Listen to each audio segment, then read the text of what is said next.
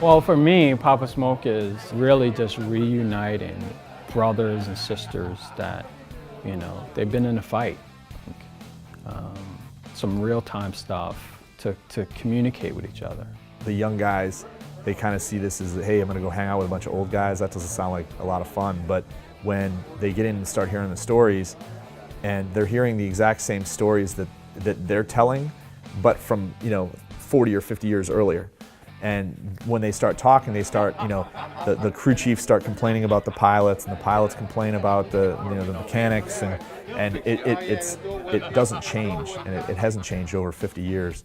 You know, hearing these guys talk, and so it's interesting. And then when, you know, the Vietnam era guys, I mean, you know, the combat was different back then. You know, they have stories about going into contested zones, and you know, having, you know, 3 airplanes shot down and then still continuing on and landing in the zone. In fact, I met a guy here the other day. He said, "I've been waiting to see you. I loved flying with you when you were there." One of the gunners, he said, "I've been waiting to see you. I flew with you all the time." This event keeps people going, keeps people living to, like, when is the next one? Like, I ain't gonna do nothing all year because I'm saving up to go to this thing. The guys that I see in here, the hugs and embraces that I get, that means more to me than anything else. I'm loving it. It's like dying and going to heaven, although this might be better than heaven.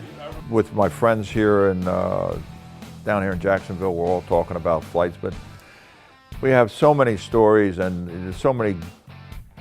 Really, we only think of the good things. We don't think of the bad things, and that's the most important thing to me of thinking of the fun that we had and the camaraderie and everything. It's good to talk to the old guys and see how they did it and how things have changed. And I have to remember that for myself, of when the young guys come in and talk to them and say, hey, you know, we can't just do it the way that we used to do it, because we have these new technological advances that are going to give us that much more capability. You know, I've been in 26 years and just retired, but they could have been in only 2-3 years, and they have so much that they've been through in Vietnam time frame that it's like I can't even.